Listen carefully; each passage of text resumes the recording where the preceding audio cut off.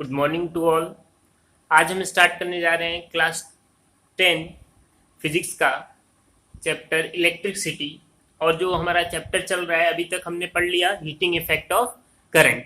उसके आगे आज हम पढ़ेंगे इलेक्ट्रिक पावर कि इलेक्ट्रिक पावर क्या होता है। इलेक्ट्रिक पावर को हम किससे डिनोट करते हैं? पी से, कैपिटल पी से डिनोट करते हैं। तो देखिए इलेक्ट्रिक पावर बहुत सिंपल तरीके से डिफाइन करता हूं मैं कि इलेक्ट्रिक पावर होता है work done per unit time. क्या होता है? Work per unit time. कोई आदमी कितना जल्दी किसी काम को करता है उसका पावर क्या होगा? उतना ही ज्यादा होगा। सपोज दैट एक आदमी है 1 घंटे में 20 चेयर बनाता है और एक आदमी है 1 घंटे में 40 चेयर बनाता है। तो हम क्लियरली बोल सकते हैं कि वो आदमी जो 40 चेयर बना रहा है उसकी पावर क्या है? ज्यादा है एज कंपेयर टू किसके? 20 चेयर जो बना रहा है आदमी। तो सिंपल से अगर हम बात करें, अगर इसको डिफाइन करें तो हम एक बात बोल सकते हैं क्या कि वर्क कितना फास्ट कोई कर रहा है उसका पावर क्या होगा? ज्यादा होगा। तो इसी से डेफिनेशन बनी कि जो पावर होता है वो क्या होता है? Work per unit time. कितनी जल्दी किसी काम को कर लेते हैं वो क्या होता है? पावर कहलाता है। ठीक है, तब इसको डेफिनेशन में अगर हम लिखें तो हम क्या बोल सकते हैं? बोल सकते हैं it is the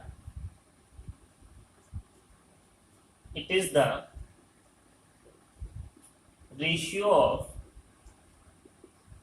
it is the ratio of work done per unit time is called electric power.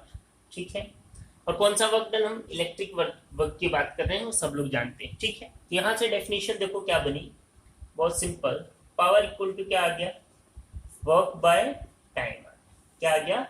Work by time. ठीक है, अब यहाँ पे देखो हमने वर्क तो पढ़ा नहीं, हमने तो क्या पढ़ा है? हीट पढ़ी है, हीट एनर्जी पढ़ी। तो मैं आज आपको एक बात बता देता हूँ, एक दिमाग में सेट कर लेना बात कि वर्क डन जो होता है, बाद में पढ़ेंगे भी, 9th क्लास में भी पढ़ा होगा अगर याद है। वर्क डन जो होता है वो किसकी इक्वल होता है? एनर्जी। किसकी इक्वल होता है? एनर्जी। तो यहाँ पे जो वर्क डन की हम बात कर रहे हैं वो कौन सी एनर्जी की बात कर रहे हैं? Electrical energy. कौन सी बात कर रहे हैं?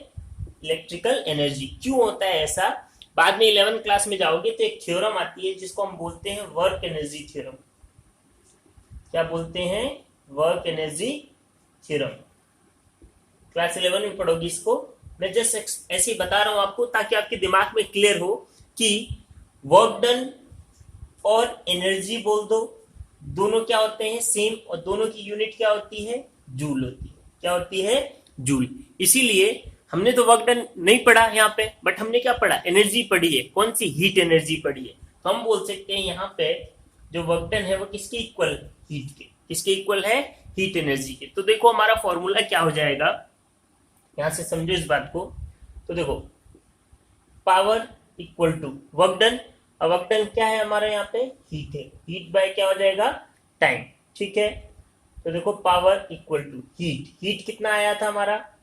हीट आया था I square R T, standard formula था, डिवाइडेड बाय कितना हो जाएगा? टी। तो टी से टी कैंसिल, तो पावर का जो फॉर्मूला मिल गया वो क्या मिल गया? आई स्क्वायर आर मिल गया। क्या मिल गया? आई स्क्वायर आर। क्लियर है? या तो ये फॉर्मूला आप याद रखो या एक फॉर्मूला और निकाल सकते हैं हम पावर का। हीट क्या था? एक फॉर्मूला और था वहां पे, वी आई टी। इसको सॉल्व करके हमने निकाला था वी आई टी ना, equal two divided by T, T से टी कैंसिल, तो पावर इक्वल टू क्या हो गया? वी इंटू आई। तो ध्यान रखना मैक्सिमम हम इस वाले फॉर्मूले को ज्यादा यूज करते हैं। ध्यान रखो बात सेम ही है, चाहे ये बोलो चाहे ये बोलो, दोनों बात सेम है, बट हम जो ज्यादा यूज करते हैं, जहां से न्यूमेरिकल ज्यादा आते हैं, जिस फॉर्मूले को ज्यादा यूज करा जाता है, आया ये भी यहीं से है। ठीक है, वो तो हम जानते हैं कैसे आया है, मैं बता भी देता हूँ। ओम्स लॉ का यूज करके, ओम्स लॉ क्या होता है? V equal to I R. यहाँ पे देखो आई आर, पी क्या है? I square R. I square R को क्या लिख सकते हैं? I into I R. तो यहां से देखो क्या हो जाएगा? आई इंटू आर क्या होता है? वी। तो क्या आ जाएगा? वी इंटू आई। यही फॉर्मूले से आया, ये तो हमने पहले निकाला है, बट ध्यान रखना हम इस वाले फॉर्मूले को ज्यादा यूज करते हैं। क्या पावर इक्वल टू क्या होता है, v इंटू आई, क्योंकि t से t क्या हो गया, कैंसिल हो गया। ठीक है, बात समझ में आई सबको। चलिए अब देखिए क्या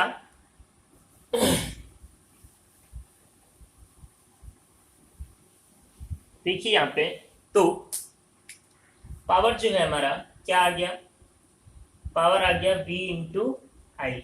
ये वाला फॉर्मूला ज्यादातर यूज होगा इसलिए इसको ले रहा हूं। ठीक है, आप स्टैंडर्ड फॉर्मूला याद रखो, यहां से फॉर्मूला आप बना सकते हो। क्लियर है।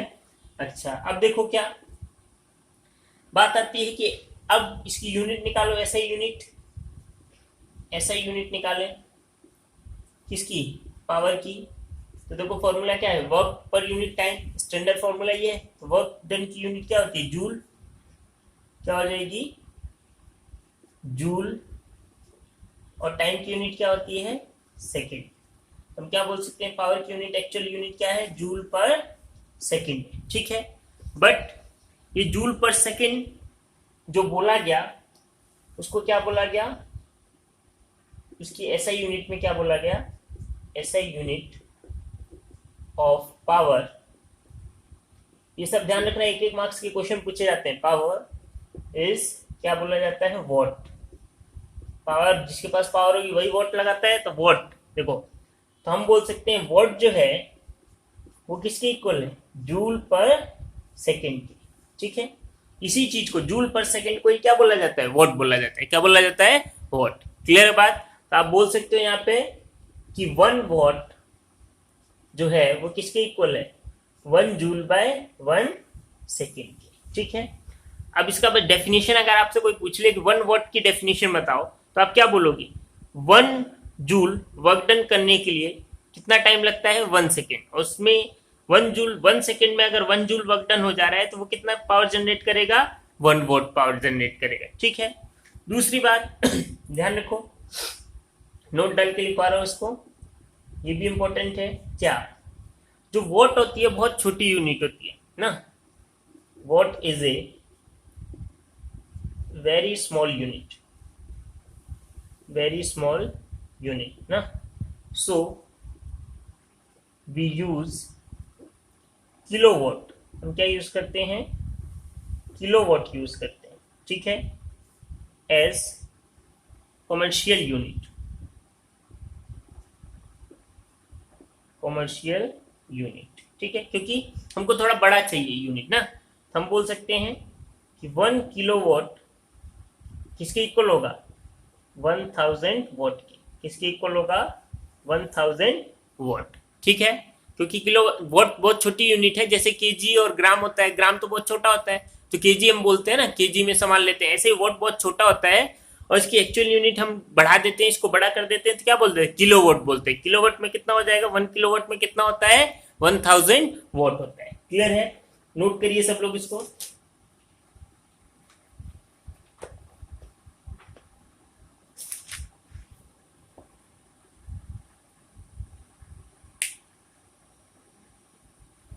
चलिए नोट करिए। तो देखो मैं फिर से एक चीज और बता देता हूँ, यहाँ पे कोई कंफ्यूजन नहीं होना चाहिए, ध्यान रखना, क्योंकि बहुत सिंपल चीज है और यहाँ से तो क्वेश्चन आए तो फटाफट करना है। ठीक है, इसलिए मैं एक बार फिर से रिपीट करता हूँ। देखो क्या, कि ये जो पावर है, पावर आप ये भी यूज कर सकते हो, या जो फॉर्मूला हमारा बेसिक फॉर्मूला आया था पावर का, क्या आया था, I² R T/T, यहाँ से T cancel, power equal to क्या हो गया, I² R। ये फॉर्मूला भी यूज कर सकते हो। सपोज दैट आपको नहीं दे रखा, क्या नहीं दे रखा, R नहीं दे रखा, तो ओम्स लॉ यूज करो, V इक्वल टू क्या होता है, IR होता है।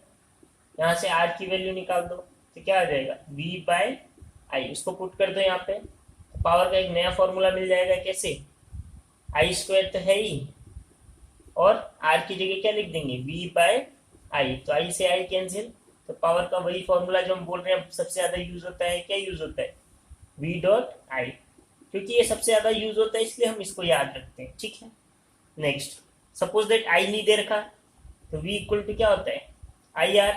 यहाँ से I की वैल्यू निकाल दो तो क्या आ जाएगा, V/R आ जाएगा। इस वैल्यू को पुट कर दो पावर की फॉर्मूले में। तो देखो पावर के फॉर्मूले में इसको पुट करेंगे अगर, तो क्या हो जाएगा, पावर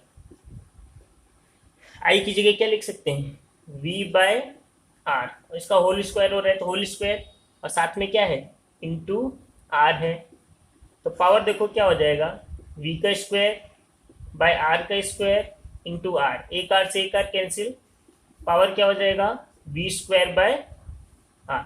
तो देखो तीन फॉर्मूले हैं आपके सामने, जो भी फॉर्मूला आपको अच्छा लगे या जो भी दे रखा है क्वेश्चन में जो, वो आप यूज करेंगे अकॉर्डिंग टू जो आपको दे रखा है। जैसे v और r दे रखा होगा तो ये वाला यूज करेंगे, v और i दे रखा होगा तो ये वाला यूज करेंगे, और अगर i और r दे रखा है तो ये वाला यूज करेंगे। बट मैं आपको यही बोलूंगा कि एक ही फॉर्मूला याद रखो, जरूरत पड़ने से आप कन्वर्ट कर सकते हो उसको, कौन किसकी हेल्प से, ओम्स लॉ की हेल्प से। ठीक है, चलिए नोट करिए, इसके बाद कुछ क्वेश्चन करते हैं हम लोग।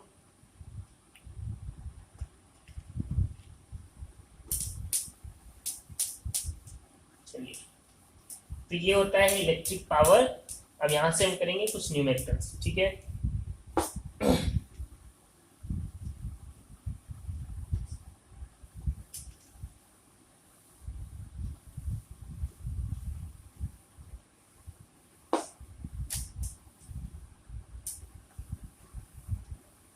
चलिए तो फर्स्ट क्वेश्चन जो हम करेंगे इलेक्ट्रिक पावर का, देखिए क्या है, बोल रहा है जो क्वेश्चन फर्स्ट, न्यूमेरिकल 1। देखो इसलिए इंपॉर्टेंट है, न्यूमेरिकल करते जाना है। फर्स्ट क्वेश्चन क्या बोल रहा है, what will be the current, what will be the current drawn by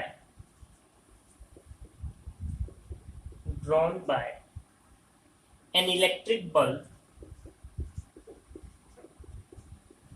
an electrical bulb of 40 volt, 40 watt, when it is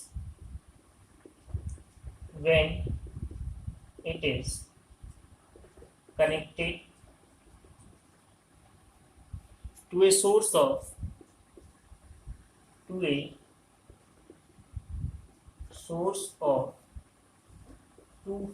volt. ठीक है, देखो क्वेश्चन बहुत इजी क्वेश्चन आते हैं, सिंपल सिंपल आएंगे। देखो क्या बोल रहा है, अब यहाँ पे पावर नहीं निकालना है, क्वेश्चन को पढ़ना है, उसके हिसाब से करना है। What will be the current, तो आपसे जो पूछा गया है वो क्या पूछा गया है, गिवन दैट लिखेंगे। What will be the current, आपसे क्या पूछा है, करंट क्या होगा, drawn by electric bulb of 40 volt. तो देखो 40 वोल्ट बोल रहा है, यहाँ पे आपको बताया नहीं क्या दे रखा है, तो आप यूनिट देख के पहचानना है। तो यूनिट क्या है, वॉट। तो वॉट किसकी यूनिट होती है, पावर की। तो आपको यहाँ पे क्या दे रखा है, पावर दे रखा है। ठीक है, when it is connected to a source of 220 volt, volt unit है, मतलब आपको क्या दे रखा है, वी दे रखा है, कितना 240 वोल्ट। अब आपको चाहिए क्या, करंट। तो क्या पावर वोल्टेज और आई में रिलेशन है, बिल्कुल है। हम क्या जानते हैं, P इक्वल टू क्या होता है, V डॉट आई, क्या होता है, V डॉट आई, और यहां से I निकल जाएगा, I इक्वल टू क्या हो जाएगा, P बाई वी।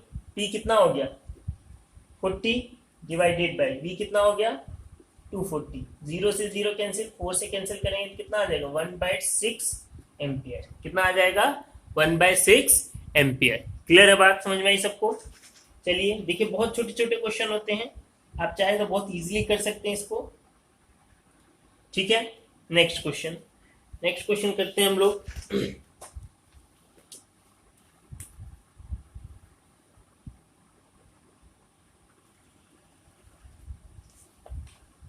एनसीईआरटी का ही क्वेश्चन है,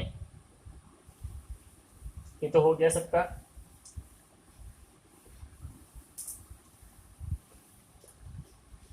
देखिए नेक्स्ट क्वेश्चन क्या है, बोल रहा है an electric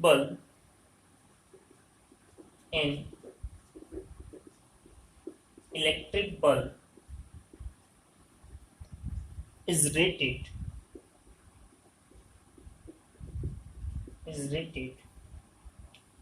220 volt and 100 watt 220 volt और 100 वोल्ट। आगे बोल रहा है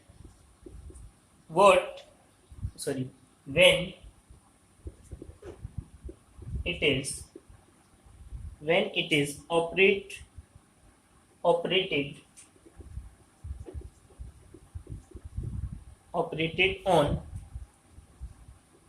on 110 volt, the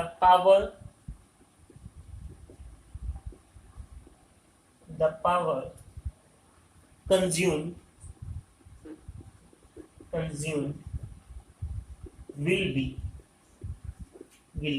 ठीक है। देखो इस टाइप का क्वेश्चन एंट्रेंस में आता है, NE1 वगैरह में, नियरेस्ट का जो एग्जाम होता है उसमें आता है। देखो थोड़ा सा दिमाग लगाने की जरूरत होती है। बोल रहे हैं इलेक्ट्रिक बल्ब इज रेटेड कितना वोल्ट है। फर्स्ट केस में, केस 1, इलेक्ट्रिक बल्ब कितना वोल्टेज पे काम कर रहा है, 220 वोल्ट। और जब 220 वोल्ट पे काम कर रहा है तो उस समय पावर कितना जनरेट कर रहा है, कितना यूज कर रहा है, 100 वोल्ट का। अब बोल रहा है when it is operated on 110 volt, case 2, कि जब इसका वोल्टेज कितना पे यूज करो, 110 वोल्ट पे, तो पावर क्या होगा, तो उस केस में पावर क्या होगा। तो देखो डायरेक्ट हम एंट्रेंस के बेसिस से अगर देखें तो डायरेक्ट कर सकते हैं। कैसे, इन दोनों में रिलेशन देखो क्या होता है।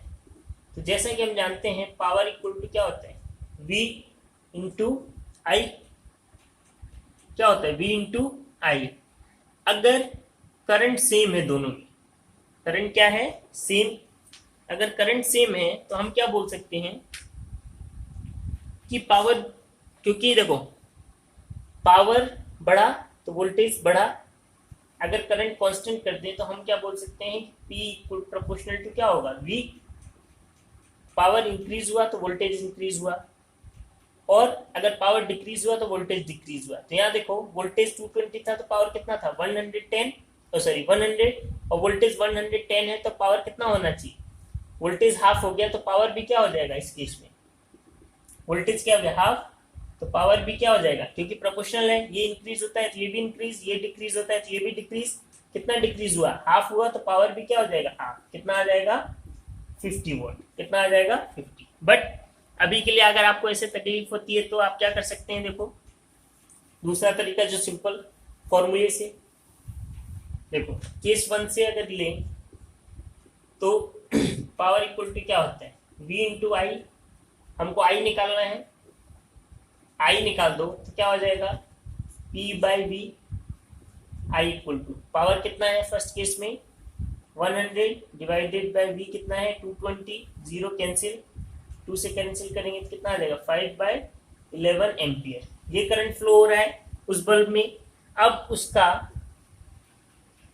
एंड, अब उसको कितना कनेक्ट कर दिया 110 वोल्ट से, एंड व्हेन इट इज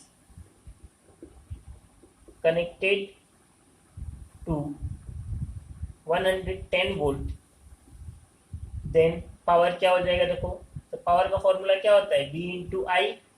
ठीक है, तो पावर V कितना हो जाएगा 110, और आई कितना फ्लो हो रहा था उस बल्ब में 5/11, 11 से कैंसिल करेंगे 110 को, तो यहाँ से क्या आ जाएगा 10, तो पावर कितना हो जाएगा 10 इंटू 5, कितना हो जाएगा 50 वोल्ट। कितना हो जाएगा 50 वोल्ट। इसको आप डायरेक्ट भी कर सकते हैं, ध्यान रखना मैंने बताया जैसे। क्लियर है, तो उम्मीद करता हूँ ये आपका हो गया इलेक्ट्रिक पावर कॉन्सेप्ट खत्म। एक टॉपिक और बचा है, उसको लास्ट हम कल करेंगे। उम्मीद करता हूँ समझ में आया होगा, और प्लीज़ अगर आपको समझ में आ रहा है तो थोड़ा सा आप भी हेल्प करो और उसको लाइक जरूर करा करिए। लाइक करने में क्या है, लाइक और सब्सक्राइब जरूर करा करिए। शेयर करना है तो कर सकते हैं अपने दोस्तों के साथ, बट अगर और कुछ नहीं होता तो प्लीज़ कम से कम लाइक और शेयर करिए। ठीक है, थैंक यू।